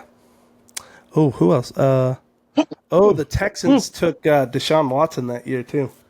Yeah. I forgot that Deshaun Watson. Yeah, you had Deshaun Watson, the Cardinals quarterback, and Mahomes were all in that same Cardinals quarterback. Yeah, the quarterback. Yeah, Kyler Murray. No, Kyler Murray wasn't. He won the Heisman that year. No, I'm 90% sure. No, you're wrong. Because he got signed to the MLB also that year. 2019. That's Kyler Murray. 2019 for Kyler Murray. He's 2 years younger. Oh. Who's the other quarterback then? Whoa, Lamar Jackson? In the 2017? Lamar Jackson? No, I don't think so. Let's see here. Like I said, you had Trubisky, Patrick, I thought it was a Heisman Deshaun winner. Watson. Who's the Heisman winner then? Nope. Huh. Myles Garrett was, I think, wasn't he? Myles Garrett went number 1 overall to Cleveland Brown. Right, but he wasn't the Heisman winner. Who would have been the Heisman winner that year then? Would have been a running back, probably Leonard Fournette from Alabama. Didn't he go to Alabama? No, he's LSU. Oh. Maybe he went. Either way, that's still a wild draft. Yeah, for sure. I don't know why I thought Kyler Murray was on that. Huh. Maybe Kyler Murray, and it was... No, because Kyler Murray won the Heisman. Oh, the next year was Baker Mayfield, who also went to OU. Back-to-back Heisman winners. Let's find out who won the 2017. It wasn't Trubinsky. I bet you it was Leonard Fournette. So it'd be the 16. I typed in 2017 and it pulled up Baker. So it'd be the 2016. It was Lamar Jackson. So he did get drafted that year. Did he? With Patrick Mahomes? He wasn't a first. There's no way, because wasn't he a first round draft pick? Lamar Jackson? Yeah. Yeah. Well, it wouldn't have been then. Lamar Jackson won it the year he got drafted. I'm asking who won it. Lamar Jackson, no, he did not. He won it his sophomore year for the Cardinals, and then he went in the 2018 draft as the 32nd pick. And now he's looking at 2 back-to-back MVPs. That's wild. Man won the Heisman his sophomore year. And then... Well, shoot, look at old boy from Cleveland, A&M. He won his freshman year. Yeah, but then like to barely get drafted in the first round after being a Heisman winner? That's what I'm saying. You have the dude that went to Cleveland. He won the Heisman his freshman year. Granted, his work ethic sucked. He got drafted like 18. Are you talking about money? Yes, Johnny Football, Johnny Manziel. Johnny Manziel. His is a whole different story, man. Yeah, but what I'm saying is that he won the Heisman his freshman year. Yeah, but it was clear from day one to about half the teams that Johnny Manziel was not the guy to lead your team. Right. I'm not saying that it was a good pick, but I'm also saying that, like you said, man, he won that his sophomore year, but which one's more impressive? He could have won it his sophomore year. It's not impressive. I'm disappointed. I'm disappointed that Lamar Jackson won the Heisman his sophomore year, and then when he's drafted his senior year, I don't know that. But my point that I was making is won the Heisman his sophomore year, drafted his senior year, he barely gets drafted in the first round. He was picked 32. Yeah. I mean, that's there's no way the 2018 class was so good that Lamar should be picked 32. But, like, when was Carson Wentz? What year was Carson Wentz drafted? Like 2015, I think. Carson's been around for a while, dude. Yeah, but that's what I'm saying, though. Like, he was from a Division II school. He went to North Dakota State or something. I take it back. I remember all of the trash talk that was going on around Lamar because they all called him a running back instead of a quarterback. That was what it was. It was all that BS around. They compared him to Cordell Stewart. Good enough. Yeah, all that BS around him not being good enough to actually be a quarterback. That was stupid. He showed them, man. Well, they were saying they were like, oh, he's going to get hurt in the NFL when he does that because Cordell Stewart, like, he was the exact same way in college, but when he came to the NFL, they slowed him down to where he wasn't running the ball. I'm going to just say this. I think he is the standard for, like, if I would say he is easily this generation's Michael Vick.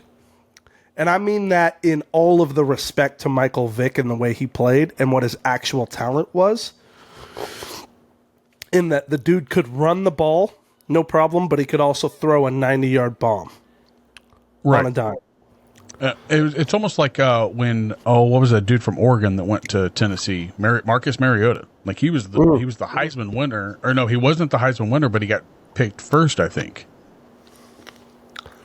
And he was a running quarterback, but he wasn't very big. I'll never get over just that weird exchange in that quarterback show where Mariota just falls off of the Falcons. Yeah, like you forget that he was even a part of it. No longer part of the story. It's like, it was a great show, minus they were short a guy at the very end. I would say halfway what a through that hilarious series. thing for a team to be like for a show to be following these quarterbacks, and one to be headed to the Super Bowl and another to be done with his team. Like Nowhere to be found. Wow. Yeah, and then, but I mean, we got a lot more respect for Kirk Cousins at that point. I think that probably helped his whole story get out. Like, Kirk Cousins is our day and age's Kurt Warner. For sure. It was sad to see him not make it to the playoffs. So obviously, it seems like Atlanta's done with him. Do you think he's got another shot with another team? 100%. He's the smartest man. He's made the most money as a quarterback. Do you think any other player. it's as a head quarterback, or do you think he's a backup quarterback now? I think he's still a head quarterback. Look at like his team that he had with Atlanta. I don't think they're done with him. I think they would be done. They would be dumb to be done with him. Oh, I think for the financial aspect, I think they have to be done with him. He still has 3 more years on his contract, though. Right, but if they want to save any money, they're not saving any money. It's all guaranteed. It's just like it's Russell Wilson's contract from Denver, so they're not going to save any money unless somebody signs him as a contract. But nobody's going to pay that kind of money for. Nobody's going to pay that money. Russell Wilson's playing for $1 million at the Steelers right now. You are not correct. It's $180 million over 4 years. He got a $50 million. The first 2 years were bonus. guaranteed. Guaranteed at signing was $90 million. Total guaranteed was $100 million. So $100 million of the $180 million is guaranteed. So yes, they do save money by cutting him. They save $20 million. $80 million. They save $80 million. Over the course of those 3 final years, I would assume that first year was mostly guaranteed money. So on the back end, they can save $80 million by cutting him. Because his guarantees keep going if they don't cut him before a certain point. Now, he gets his base guarantee, but he gets more money locked in once he meets a certain timeline threshold. So I've heard pretty strongly that they're going to be done with him. Yeah, but I think it would be dumb for them to let him go. I think it's going to be a situation just like Russell Wilson. I think somebody's going to get a steal of a deal on a quarterback, and Atlanta's stuck footing the bill. And only having to pay $1 million to play against you, which I think is dumb. We did that with somebody. Gosh, I'm trying to remember. Was it Sammy Watkins? When we got him, we got him on a contract. I'm trying to remember. I can't remember who it was, but the Chiefs did that. I think we had this discussion. You thought it was a wide receiver. Yeah. It was either Sammy Watkins or it was the running back from the Jets, the one that used to play for the Steelers. The one that refuses to play for Andy Reid ever again. He left the Jets because he sat out that year because nobody would. Gosh, I know who you're talking about now. Oh. But yeah, not Shady. Yeah, not LaShawn McCoy. Yeah, LaShawn McCoy. Was it LaShawn McCoy? No, that's the Bills. That's the Bills. Who was? Who was played for us for a year. Yeah, but that was a good relationship with him and Andy Reid, but that wasn't on a contract. That's what I was going to say. It's the other running back that left the Steelers, sat out a year, played for the Jets, did nothing, and then he went free agency, and Andy Reid picked him up. Who was that? Le'Veon Bell. Le'Veon Bell. You're absolutely right. Yeah. Le'Veon Bell. That was it. Good call, Bobby. Good call. I don't remember everything, but I remember little stupid things. Hey, we'll take it. Maybe if we put our brain power together, we might remember something valuable. Doubtful. But no, the last time we talked, they hadn't played on Netflix yet, but I think that the Chiefs, despite what happened between them and the the Broncos game. I thought that was stupid. That Broncos game was a freaking...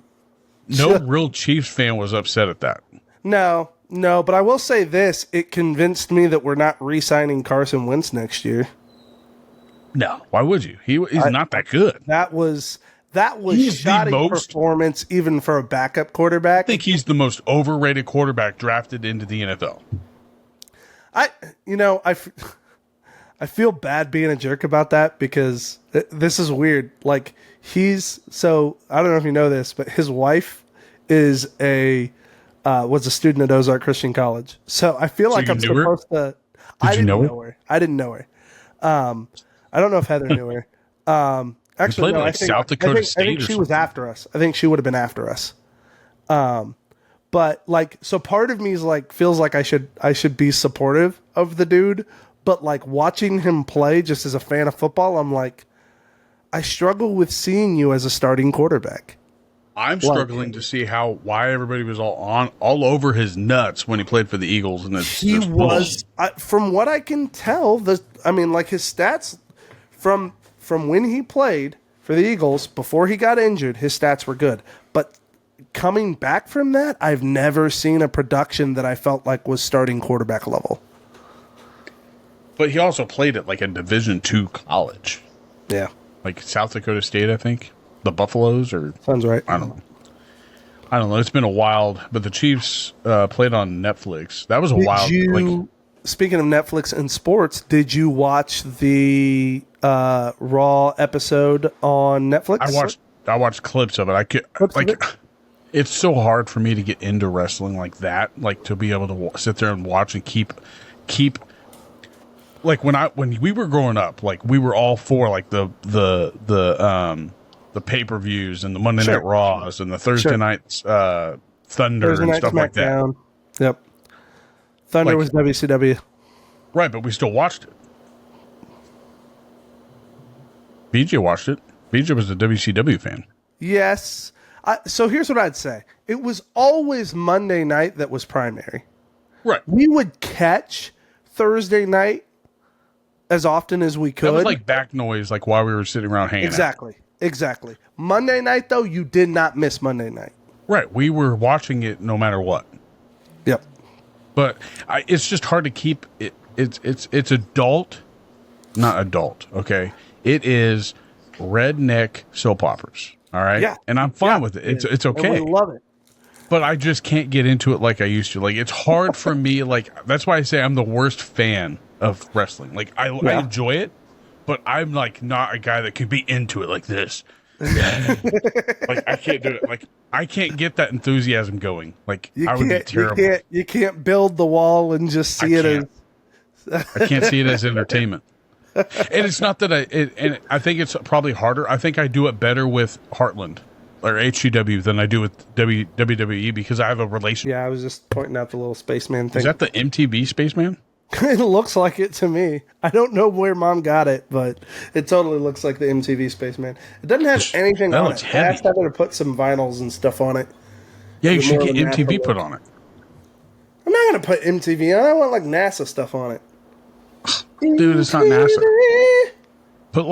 Put something that would be significant to you. Oh, fine then. I'm going to paint it BioShock. That's what we'll do. Make it look like a Big Brother. BioShock, the video game. I never played it. Don't remember? Man, it's one of my favorite storyline games. It's so good. It's about the city of Rapture underwater. Oh, it's cool. Oh, before this episode, Ricky Henderson passed away in between that. Really? Yeah, did you not see that? I did not. Ricky Henderson with the Oakland A's. Yeah. Most stolen bases of, I think, MLB. Ricky. Fast Ricky. Yeah, nobody has anybody even come close to that record? No. What is it, 130? I don't know. That might be for a season. Yeah, that's what I'm saying. For a season. His season high. I don't know. I just know that he was he made fast people look not so fast. Yes, he did. Also, isn't he the inspiration for Willie Mays in yeah. Gosh, why am I blanking? Come on. Do you want me to, help me out? Yes, you got to help me. This is heartbreaking to me. Major League? Major League. God, the only thing I had in my head and I couldn't get it out was basketball. And I was like, it is not basketball. Squeaks was it was the inspiration for Ricky Henderson. Hey, your mom's going out with Squeaks. Oh man. Oh, Ricky Henderson. No, entertainment, man. I mean, other than other sports besides that, is the Cowboys still suck. We always, I mean, I've got nothing. How do you feel about them retaining everybody and just saying we're going to go on like normal? We're not retaining hardly anybody. What? I bet you we don't have our best defensive player next year. Oh, sorry, I didn't mean players. I meant like staff and yeah. Get rid of Greg Zimmer.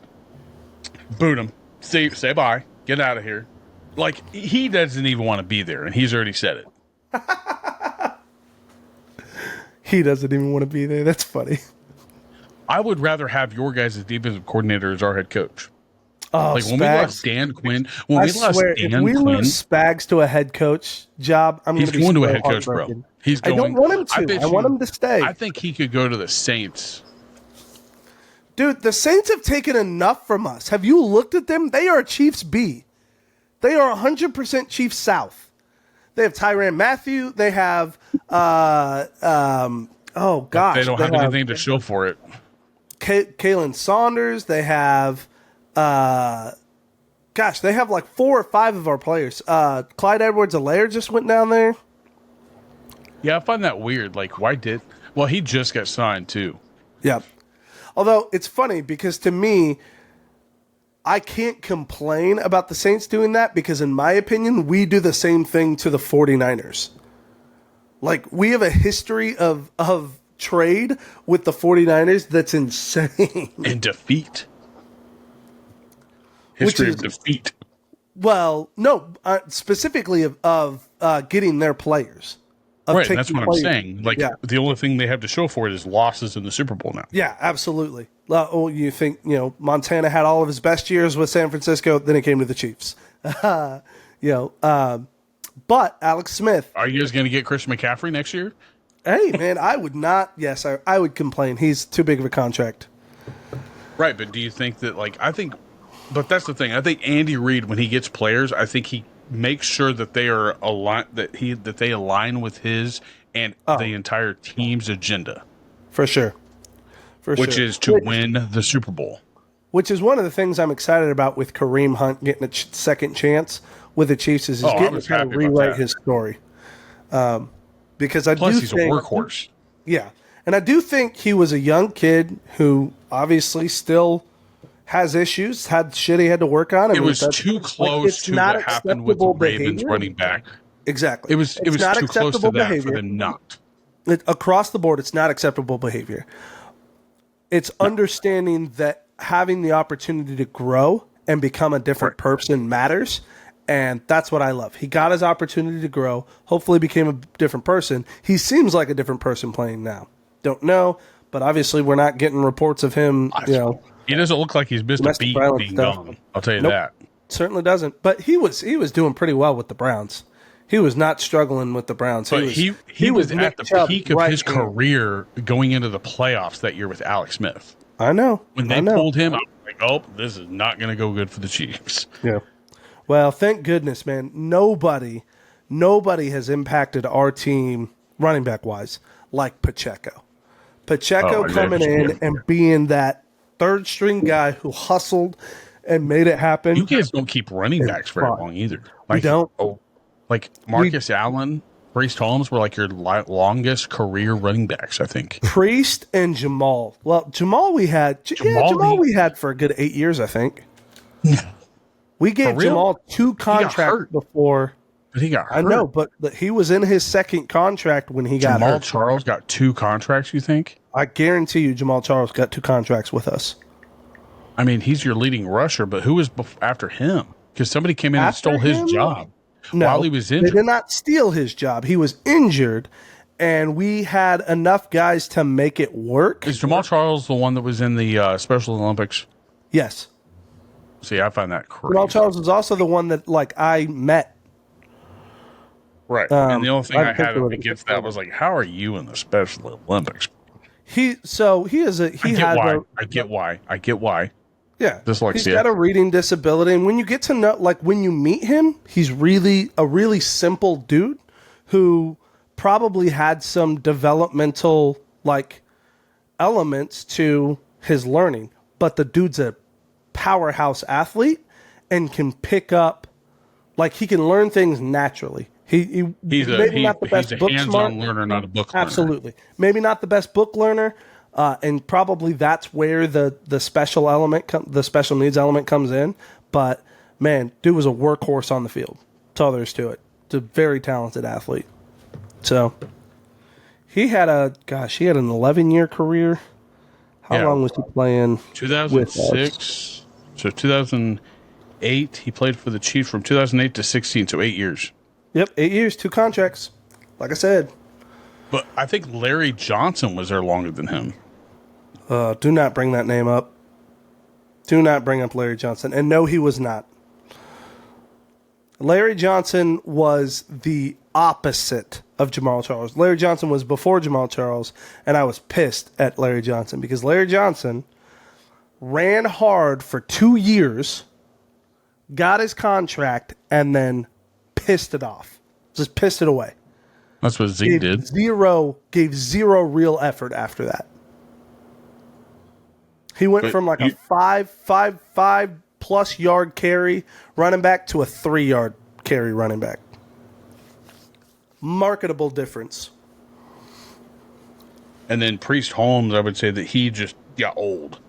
Oh, yeah. Okay, so I guess Jamal Charles is the longest. Jamal Rasheed Jones Charles. Damn, that's a long name. Yep. Priest for sure was just a long, like he ran until 31, I think, for us, and just was always put in the work. Priest was one of my favorites. I grew up watching him and loved him. That was the Dick Vermeil era where we genuinely thought we had a team that was going to be 4 or 5 years. He played for 4 or 5 years probably with the Chiefs. Who, Priest? Yeah. No, Priest played like a long time for us. It was less than 8 years. I want to say it was like 6 or 7 for us. I thought it might have been 4 He's or 5. our touchdown. He was our touchdown leader. I thought Larry Johnson was the touchdown leader. No. For running backs. No, Priest Holmes for sure was our touchdown leader for the longest time.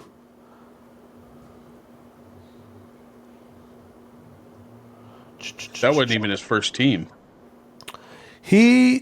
Priest played for us from 01 to 07. So 6 years. Yep. And in that time, he scored 8, 21, 27, 14, and 6 touchdowns. And then he got injured in 06, and he didn't play due to the injury. And then in 07, he added another... Oh, he didn't add any touchdowns that year. Because he only played in 4 games. Larry Johnson's number 2 for touchdowns on the Chiefs. Larry Johnson. And then Marcus Allen's 3. That's all right. Pacheco's going to pass them all. Just you wait. Are you sure? No, I'm not. Because we're not a running team anymore, man. Yeah. We're not a running team anymore. So, like...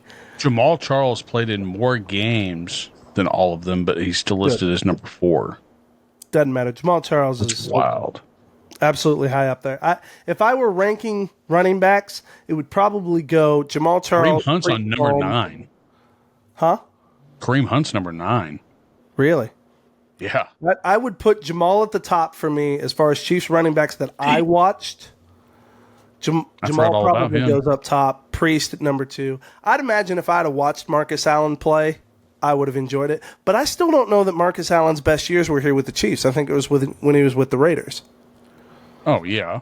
And so that's my point. Well, like, no. The Chiefs for a long time have Marcus always Allen played in the mid-90s with the Chiefs, so we saw a little bit of him, just not his best part, probably. That's what I'm getting at. Like, we got a good part of him, but not his best. Not his highlight. Isaiah Pacheco is tied at number 19 right now. 9? Patrick Mahomes is 18. 19. 19, gotcha. Patrick could end up with it.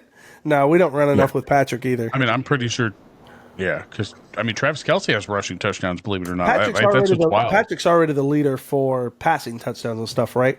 He just passed Len Dawson. It's got to be. He just passed But Len Dawson. for how long don't say Marcus he's gotta Allen be, 'cause played for Len the Chiefs, Dawson he's had still it. number 3. and he just recently passed it. Len was pretty high up there.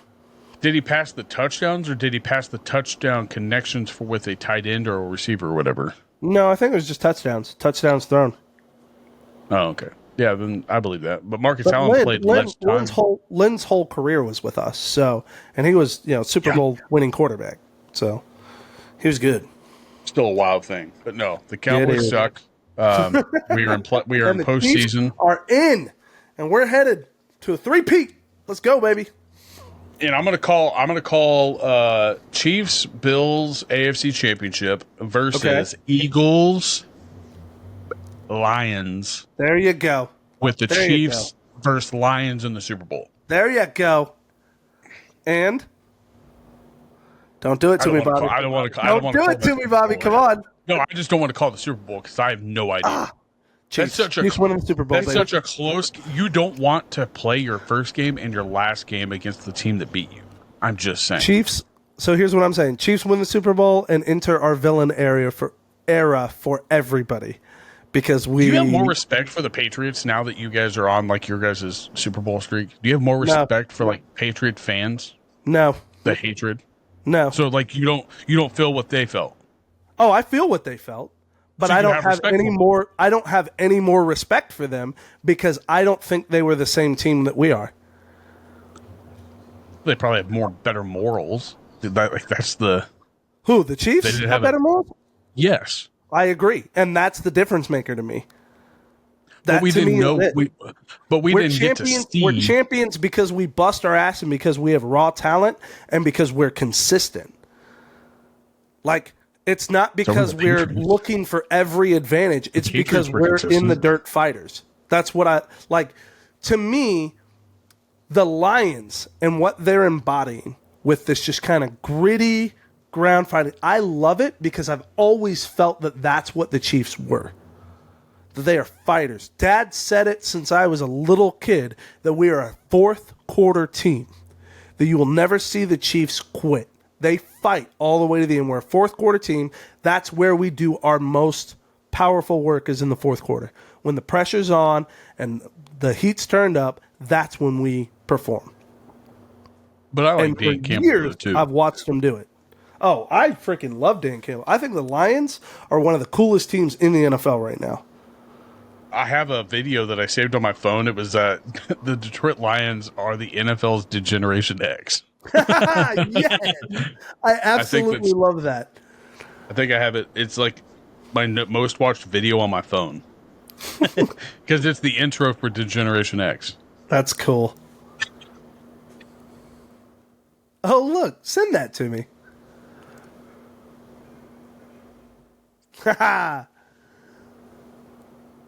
Nice. Yeah, send that to me. That's cool. Yeah. Like if I need some energy, I watch that. I'm like, oh yeah. So I'm moving a little bit here to entertainment. That's fun. I wanted to tell you that we picked Dexter back up. Oh yeah. Yeah, Dude. we've started watching Dexter. So here's what happened. We saw the stuff for New Blood. Well, we saw the stuff for Original Sin because I called you. Yeah, and so we said, okay, we'll go ahead and take a run at New Blood. So we signed up for one of those 7-day free trials and binged New Blood. And New Blood wasn't bad. I thought it was really well done. I appreciated that they fixed what they screwed up with Dexter. Okay. And not fixed it, but at least, I shouldn't say fixed, but at least corrected course. Does that make sense? Okay. Yes. So they corrected course. I get what you mean. Also, super pumped with Batista. Just saying that. And I'm just leaving it at that. And then so we watched all of New Blood. Really liked that. Love just all of it. The Harrison, all of it. It's so good. And then so with that, we started watching Original Sin. And dude, the very beginning. The very beginning, I was like, oh my God. He plays him so well. This has got to be one of the best castings I have ever seen. Sarah Michelle Gellar captured Sarah Michelle Gellar is great. So is Patrick Dempsey. But I'm talking about the guys that are recast, that are playing younger versions of La Guerta, Angel, Masuka. Is she from Fresh Prince of Bel-Air? That's Christina Milian. That's Christina Milian? Yeah, that's Christina Milian. Yeah. I didn't even recognize her. I just thought she was from Fresh Prince. That's totally who's playing young La Guerta. She's phenomenal. The dude who's playing Angel is like a carbon copy of Angel. And who would be playing Dopes? The dude who has Masuka is he plays him great. He's got all of those creepy mannerisms down so I was waiting for that comedian that has like the long, like darker black hair to play him at first. He's like a stand-up comedian. He was in that Christmas movie you told me to watch last year. It was that Asian Christmas movie. Okay. I forgot the name of it. Like where you're talking about the dude that was on The Daily Show. For a while. Is that what he was? Well, like he has like this funny bit about his dad. John Cho, maybe? No, John Cho. Yeah, I think it is. Cho? Yep, John Cho. Yeah. I thought he would play a good Masuka. Dude, he's hilarious. He would have absolutely been a great Masuka. His laugh is creepy good. Yeah, he would have been a great Masuka. But anyways, like the casting for this has been phenomenal. And then Patrick Gibson, the kid who's playing young Dexter, so good, bro. The way he gives, like the looks that he gives, like Dexter would give, like the opening scene or the opening intro is the intro scene is money. Like, so I'm pumped for that. And then June of this year is when Dexter Resurrections will come out. And this opens up to Dexter Resurrection. Like I'm all in for Dexter. It's going to be post New Blood. So. I like how they kind of gave us. I'm pretty impressed with how well they tied everything that we learned from Dexter to the original Sin. The only thing I didn't like is that he's not a baby. Dexter's not a baby when his mom was obviously destroyed in that container. That's the only thing that I see wrong with that story. Right. Because he was like, and his dad was a beat cop in the original story in a police uniform, not a detective. Well, but he says that he was a cop. It never says that he didn't become a detective. But in the scenes of his backflashes in original Dexter, his dad, like the guy that Harry finds him, he's in a regular police uniform. So you telling me a guy can't get demoted? He doesn't get demoted. He stays a detective. How do you know? Because he's still a detective in this show. But if he's a beat cop... I'm obviously farther than you are. In what? Original Sin? Yeah. No, you're not. I've watched it all. The newest one that came out today? Yeah. Oh, I haven't watched today's. Okay. There you go. Oh, my gosh. Shut up. But even still... But no, I just don't. That's the only thing I see wrong with that is that he's portrayed as a beat cop. If enough people complain about it. He wasn't a beat cop. Hang on. A beat cop when he's a little kid? No. I'm saying like in the backflashes from Dexter, the original show. Right. When he finds Dexter in the pool of his mom's blood, he picks him up and he's in the Blues uniform with a badge. And he's like, he was doing rounds. I see what you're saying. No. Okay, I see what you're saying. You're saying when he adopts... yes. When he adopts Dexter, he's originally portrayed as a beat cop, but in this, they retcon it to him being a detective. Yeah. You're right. Yeah. But it's because they really want to play up that relationship. But that's why I'm saying that's the only thing I see wrong with what they told us in Dexter to what we're at now. So, funny thing about it, with Brian, the scene where Brian's pulling the tails off of the lizards. Yeah. We watched one episode of this with Mom and Dad, and they were just kind of tuning in and picking it up, and that just so happened to be the episode we watched. And so Mom and Dad wanted to go back and watch original Dexter, and I'm like, oh, wow. Like, and so I'm sitting here thinking, how are they going to get through the first season without it giving it dead away who this is? They made it all the way through the first season, had no clue. I think they should probably watch Original Sin first and then go back and watch No. That's what's so beautiful about it. Going back, you get it gives too much away, man. The whole first season is discovering the ice truck killer. Yeah. Well, hey, but like that's what's. Don't chill your spoilers, bro. Some people here may not have watched Dexter. If you haven't watched Dexter by now, you guys need to get off of social media. Say it in a spoiler-free way, you jerk. Oh, he's related to him. A spoiler-free way. Why does it matter if it's a brother or cousin? Just say that there's a very good plot line for the first season. And the girl that plays the sister is doing a phenomenal job too. Oh my gosh. Yeah. The girl playing Deb absolutely captures her.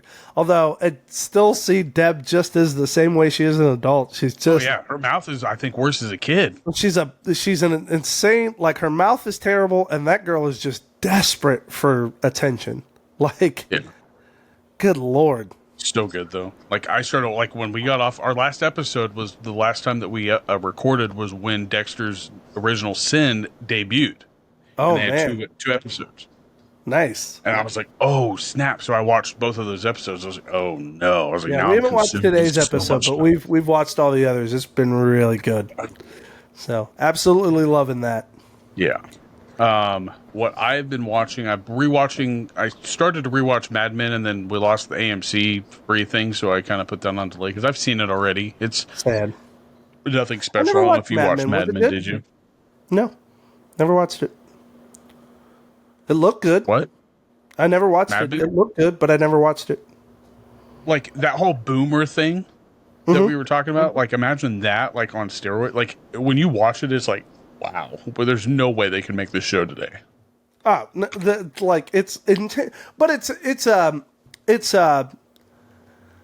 a period piece, right? Like it's designed to capture the 60s. It's supposed to be, but this is where I was like, oh wow, so they really kind of had to put a warning on this. So one of the episodes they had to interrupt the intro with a little like typed up piece of like there's a man portraying blackface. I was like, oh wow. That's awkward. And when I was watching it when it was still coming out on AMC, and they didn't do that. So I was like, oh wow. So yeah, and I knew what episode it was, and I was like, wow, that's interesting.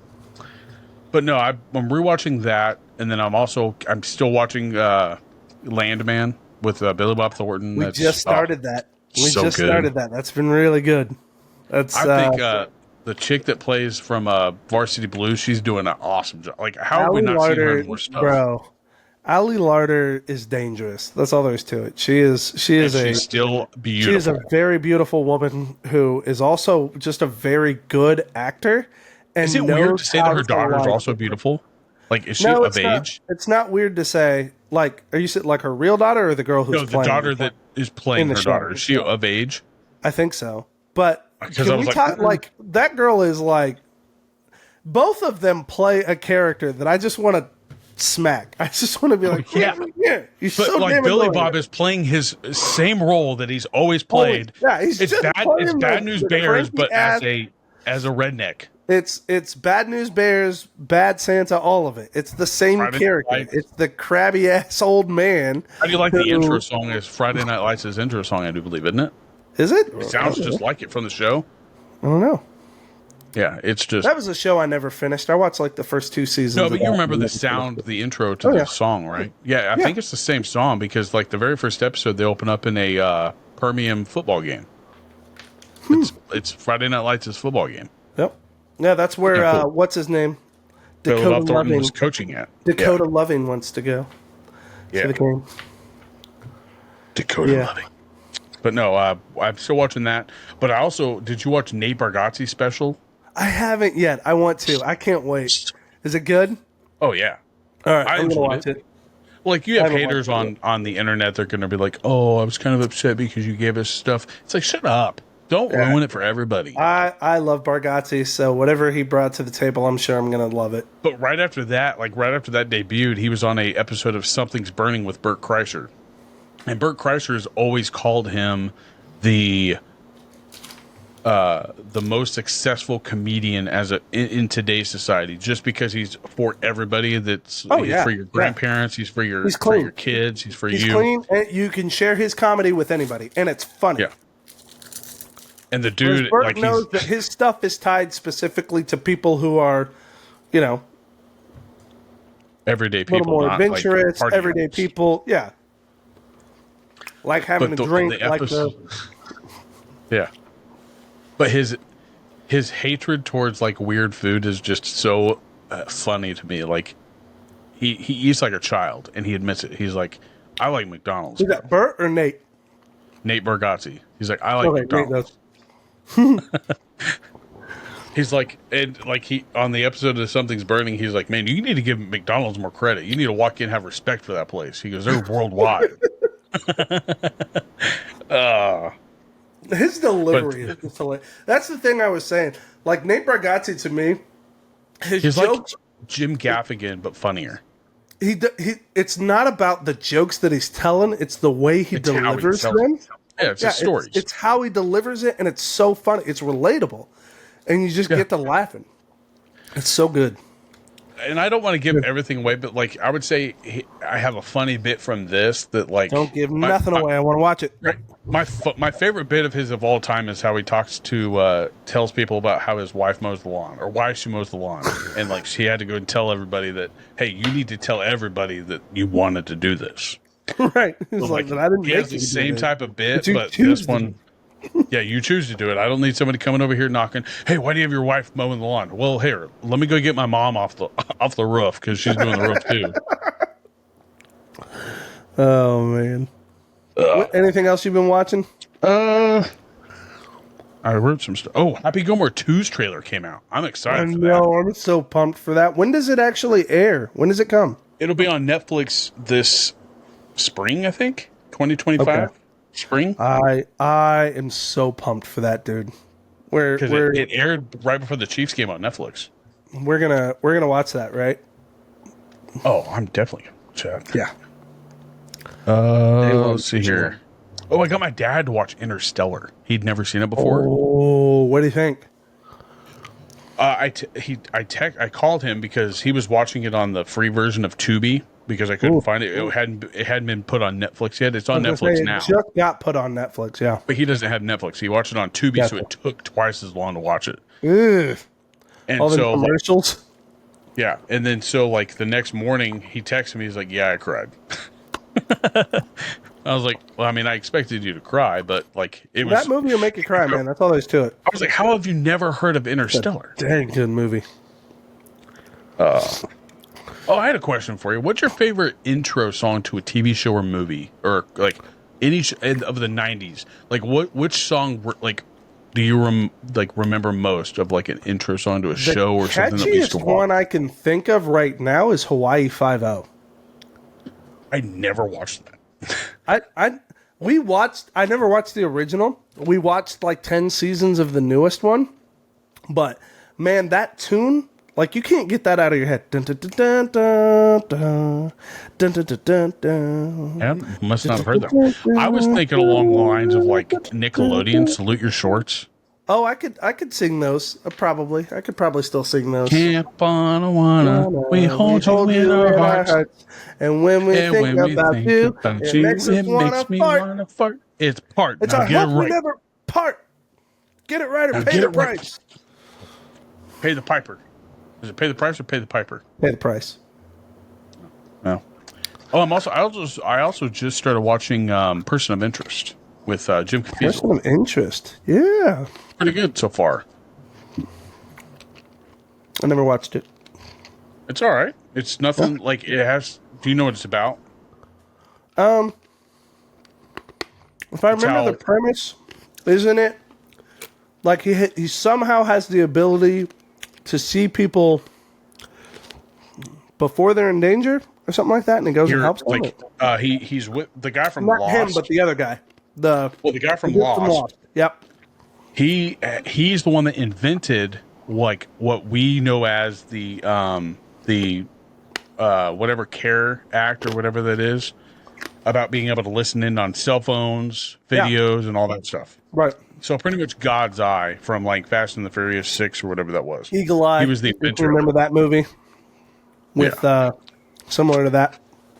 Yeah, so just like that. But so he's able to. It gives him the person of interest is a list that was always deleted 24 hours because all it was originally supposed to be for was for terrorism. And so he found a backdoor way into the program that he invented to retrieve all of the information that was being deleted in 24 hours. And those were people of New York that he could save. So people that either had crime coming against them or that they were plotting against somebody else, but he didn't actually know until Jim Caviezel comes along and helps him out. Right. But so that's the premise. Like he has the access to technology that like can let him know in advance that somebody's in danger, and so Jim Caviezel kind of works as the point man to protect them and take care, like keep them safe. So but it's pretty good so far. Good. I'm trying to think of another show that I liked with the intro song. Like I also like the Wonder Years. The Wonder Years had a good song. Yep. Jim Coker's Shelter Me, I think is what it was called. Smallville. Ooh, Smallville was Remy good. Zero. Somebody save me. And that's why he's a food truck operator. I love that song. That song was so good. Man, there was so many of them though that we knew like you could hear it and be like, okay, that's what's going on. Does Supernatural count? Carry on I never watched wayward son. Kansas. That wasn't that. To be fair, that wasn't their intro song. It was their season finale song.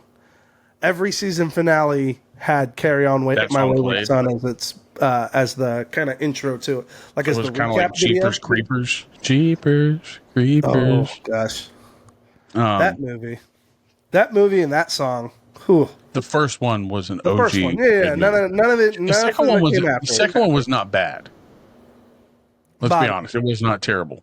The first one was a underrated. I liked it. A- movie. It was a good horror movie. The second, Joyride was underrated. Joyride was a masterpiece. Joyride was a masterpiece.